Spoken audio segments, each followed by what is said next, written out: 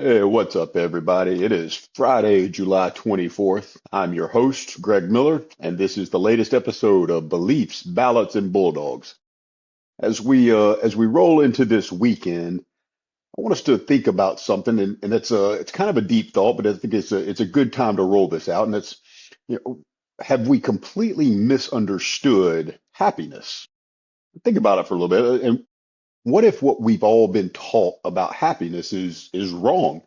I mean, think about the messages we hear every single day from people. If I can just make a little bit more money, if I can finally get that promotion, if my team can win the championship, or if we can just elect the right people, if I can retire, if I can buy that dream house, if I can lose 20 pounds, if I can finally take that dream vacation, if I can get that, then I'll be happy.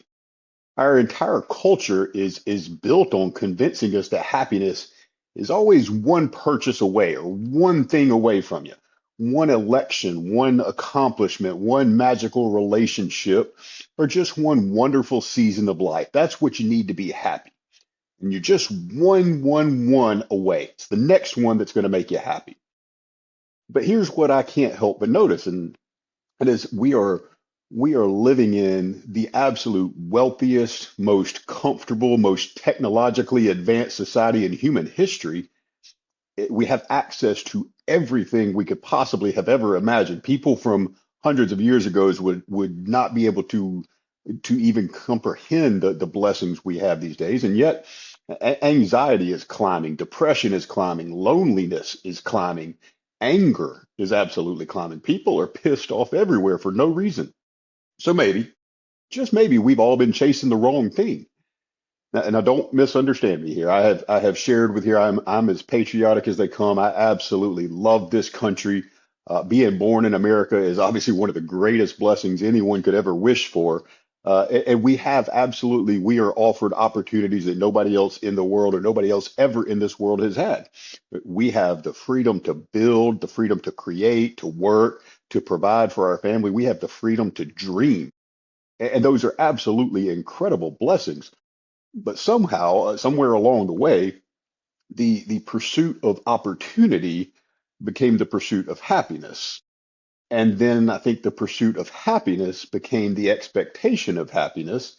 And it's like we've almost convinced ourselves that if we're not happy all the time, something must be wrong, something must be broken. Maybe it's our marriage, maybe it's our job, maybe it's our church, maybe it's just the country, or maybe it's God.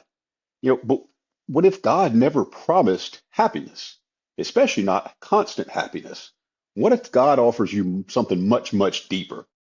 Let's see what God has to say about this. Don't take my word for it. If you listen to the words from Psalm chapter 73, verses 25 and 26, whom have I in heaven but you?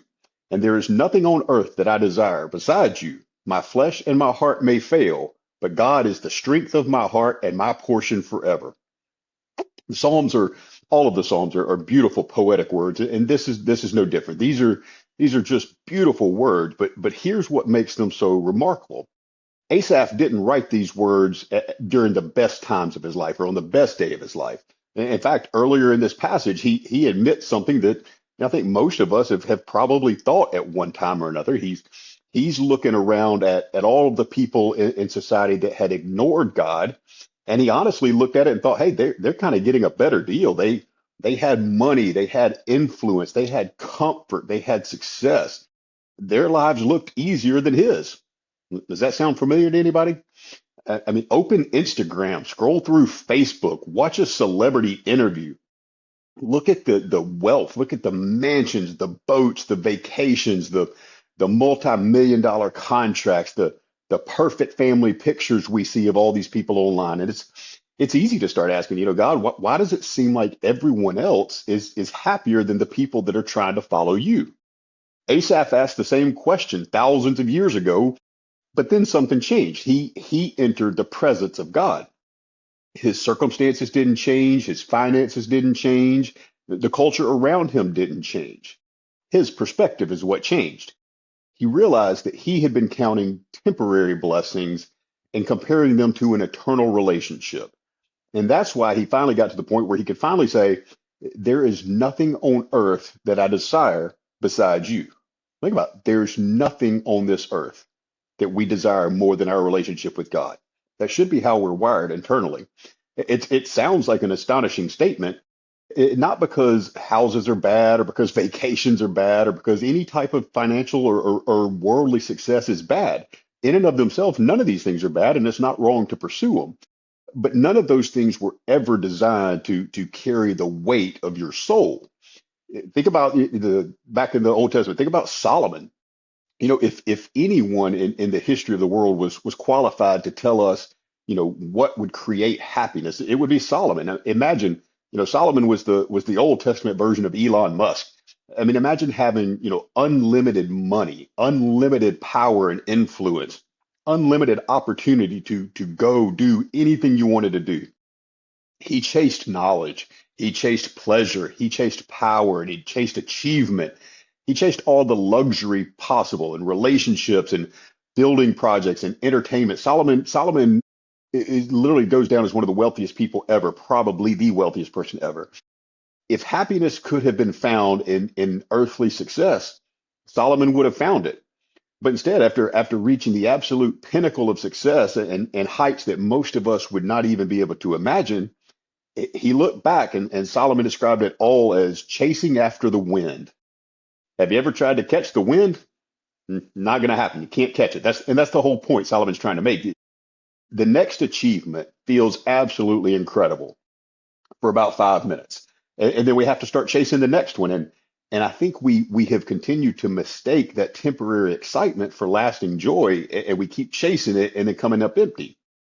And then ultimately, Jesus changes the entire conversation on the Sermon of the Mount, one of the most famous and most powerful sermons in all of history.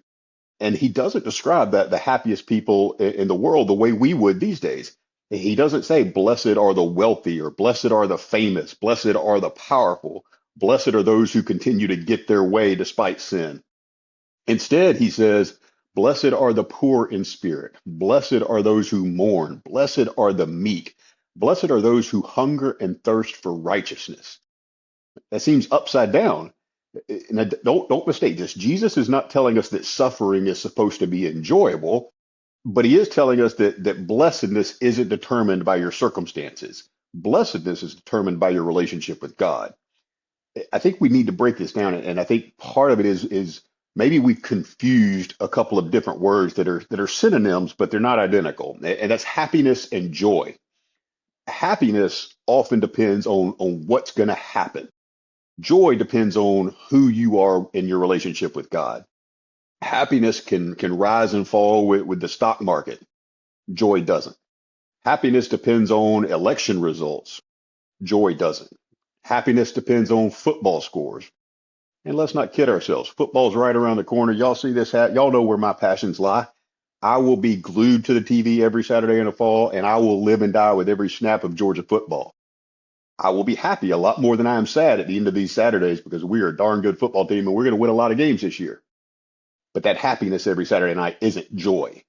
Happiness depends on whether life goes according to your plan. Joy remains constant and permanent even when life doesn't go according to plan. And that's why I think Paul and Silas could sing in prison. That it's not because prison was pleasant. Clearly it's not. But it's because in their heart, no matter what the circumstances were, Christ was still enough. Joy isn't asking you to pretend that every situation is okay. It's not asking you to ignore bad things and pretend like they're not bad. Joy is simply believing that God is still good, even when things around you aren't. So let me ask you something. If everything you've been chasing and pursuing showed up tomorrow, would it satisfy you? If so, how long would you be satisfied with it? Would you immediately begin chasing something else? Because that tends to be what we do. That's the pattern we have all created. As soon as we cross the finish line, we move the finish line. It becomes the next paycheck, the next promotion, the next vacation, the next championship. Come on, let's get this one. The next relationship, the next milestone. And frankly, if we're honest, and myself included, we're all exhausted. And it's not because we fail. Sometimes it's just because we keep asking temporary success to give us eternal happiness. And it's just not going to work. Only God can fulfill that eternal longing. The gospel isn't God's promise to make your life comfortable. In fact, it's just the opposite. The gospel is God's promise to make you his, no matter how comfortable things are. Jesus didn't die so we could all become temporarily happy. He died so we could be eternally reconciled to God. And when Christ becomes your greatest treasure, everything else will tend to fall into its proper place. You can absolutely enjoy success without ever having to worship it. You can enjoy money without being linked to it and chained to it and serving it. You can enjoy football, and we will, without depending without depending on it. You can enjoy your family without expecting them to become your ultimate source of fulfillment. Ultimately, your soul is only looking for one thing, and that can only be found in Him. So here's the question we want to take into the weekend. And it's, what have you been chasing? What have you been pursuing? What have you been expecting to make you happy that was never meant to carry that responsibility? Maybe it's money, maybe it's politics, maybe it's, personal or professional success, maybe it's retirement. Maybe football season makes you happy. Maybe it's someone else's approval that you've been seeking. And none of those things are wrong in and of themselves. They're just not ever going to be enough. The world's going to keep whispering just a little bit more, while Jesus quietly will tell you, I'm all you need. Have a wonderful weekend, guys. Love your family. Enjoy God's blessings. Laugh, rest, cheer for your team, and work hard. Dream big. There's nothing wrong with pursuing the goals. We just need to know that ultimately what that hole in your heart and that longing that you're trying to fill can only come from God. All right, guys, that'll do it for today. Have a great weekend. God bless y'all. And as always, get in your Bible, say your prayers, love one another, and tell the truth. God bless.